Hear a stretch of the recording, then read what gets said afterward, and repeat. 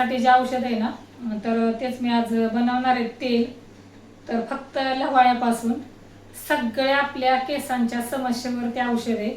कारण जेव्हापासून मी वापरते ना, तेव्हापासून आहे ना, म्हणजे माझ्या केसांच्या आहे ना सगळ्या समस्या संपल्यात. माझ्या पोरींच्या केसांच्या सुद्धा आणि माझ्या सुद्धा. तर मी वापरते कसं, त्याचं तेल कसं तयार करते ते सुद्धा तुम्हाला मी दाखवणार आहे. इथं करून लगेच होतं. आणि फक्त तुम्ही म्हणसाल केस आहेत ना पांढरी, त्याला मात्र उपयोग नाही. केस पांढऱ्याला नाही, पण तुमच्या केसांना फुटत्यात खाली शेंड्यांना, तुम्ही जर हे चालू जर केलं ना ह्याचं तेल, तर ते हे होणार नाही, केसांना फटी फुटणार नाही, तुमची केस गळती होणार नाही. म्हणजे केस गळती जी आहे ना ती हे होणार आहे, म्हणजे थांबणार आहे. आणि ह्याच्यात काय आपल्याला काही म्हणजे दुसरं काय आपल्याला काय केमिकल नाही किंवा काय नाही. आपण आपल्याला जो निसर्ग देतो ना त्याचा आपण फक्त त्याचा व्यवस्थित वापर करून लावायचं असतं. आणि केस गळती पण नाही तुम्हाला जिथे, म्हणजे आता आपल्याला कसं काय काय असं थोडं टक्कल असं पडायला लागतं. तर हे बघा मी जसं लावते ना तसं माझ्या इकडून पण बघा एवढे म्हणजे केस आणि वाढलेत पण मोठे, कारण मी आता बरेच वर्ष झाली लावते त्यामुळं.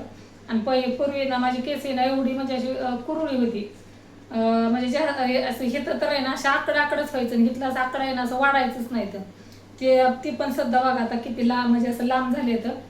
आणि सगळे म्हणजे ना, आणि केस सुद्धा आहे ना एवढे अशी म्हणजे सिल्की होतात चांगली बघा, अशी वाढ पण त्यांना चांगली होते.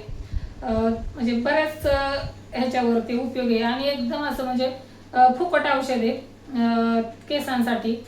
फुकट म्हणजे कसं, आता आपण तेल तर वापरतोच रेग्युलर प्रत्येकजण, पण हे जे आहे ते आपल्याला फुकटच आहे. कारण मी यूज करते, 7-8 वर्ष झालं, माझ्या मुली यूज करतात. म्हणून म्हणलं चला तुम्हाला सुद्धा ते सांगावं. आणि कसं बनवायचं आहे ते सुद्धा तुम्हाला सांगते मी. तेल खूप सोपं आहे ते. हे बघा आमच्या आलीवर. तर चला मी लगेच तुम्हाला सांगते ह्याचं कसा उपयोग करायचा तो आपल्याला. याचा आयुर्वेदातील चरक संहिता आणि सुश्रुत संहिता यांसारख्या ग्रंथांमध्ये नागरमोथ्याचा म्हणजेच लव्हाळ्याचा औषधी म्हणून उल्लेख आढळतो. पूर्वीचे लोक याचा उपयोग आयुर्वेदातील तेले, औषधे, सुगंधी द्रव्ये, अगरबत्ती अजून इतर गोष्टींसाठी वापर करायचे. आता या लव्हाळ्याच्या गड्डे बघा असे दिसतात. ज्यावेळी आपण त्याला त्या झाडापासून वेगळे करतो तेव्हा खूप सुगंधी असतात. आता हे गड्डे बघा, हे असे असतात जवळून बघा. आणि त्याच्या आतून जो भाग असतो ना तो असा असतो ह्या कंदांचा. आणि आता हे ओलले आहेत, आता 1 दिवसाचे ओलले आहेत त्यामुळं. आणि आतून असं पांढरा असतो त्याचा कंद जो आहे ना.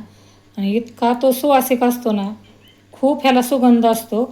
तेल जरी आपण हे लावलं ना तरी एकदम असा त्या तेलाचा एवढा सुगंध येतो ना, एवढा छान की खरंच म्हणजे एवढा छान वास येतो. तर आता चला पटकन आता मी तुम्हाला सांगते हे कसं बनवायचं आहे ते तेल आपल्याला.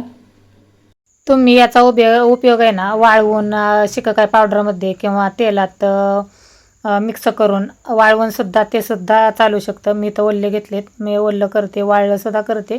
तुम्ही हवं तसं करू शकता. हे ना आपल्याला आता ओल्ला आहे, ओल्लाच घ्यायचा आहे तेलासाठी. तर आता हा बराच आहे, तर मी थोडेसे जे गड्डे आहेत ना मी काढून ठेवणार आहे. आणि बाकीचे जे आहेत ना एवढे गड्डे, हे पण जास्तच होतील. थोडेसे मी काढून ठेवते अजून ह्यातले. एक किमान 10 ते 12 गड्डे असतील, कारण मी पावशेर तेल आत्ता सध्या बनवणार आहे ना त्याच्यासाठी. आता हे फक्त आपल्याला ठेचून घ्यायचं आहे.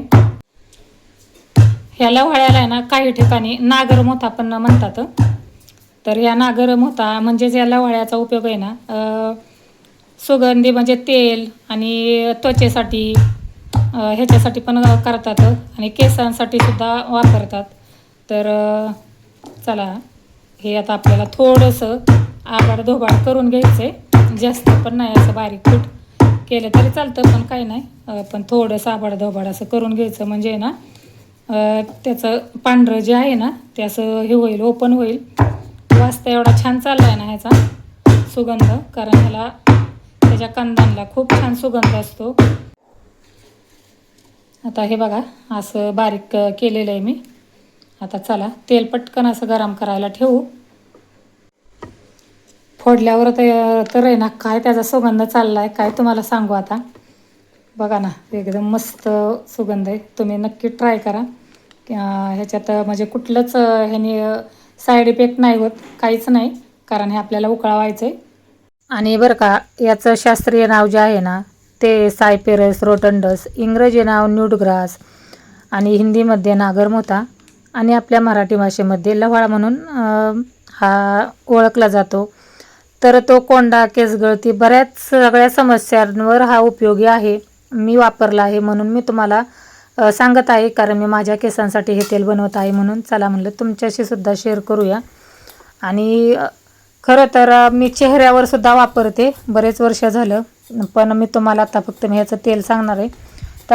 तर मी पावशेर तेल घेतले, कारण हे आपल्याला परत आपल्याला तुम्ही अर्धा किंवा 1 लिटरच्या तेलात हे तेल मिक्स करायचं आहे परत आणि लावायचं आहे.